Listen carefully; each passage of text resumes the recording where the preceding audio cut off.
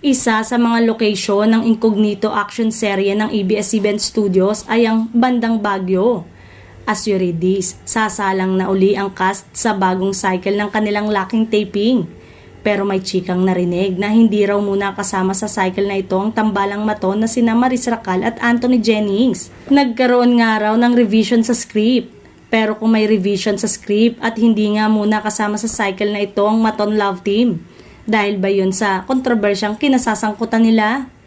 Baka naman dahil sa nasabi ni Maris na hindi talaga siya aware na hindi pa hiwalay si Anthony sa girlfriend nito na si Jamela Villanueva nung time na nag-chat sila ng ka-love team na ang combo nga ay inilabas ng huli ay hindi pa handa ang actress-singer na sumabak sa trabaho kasama ang ka-love team.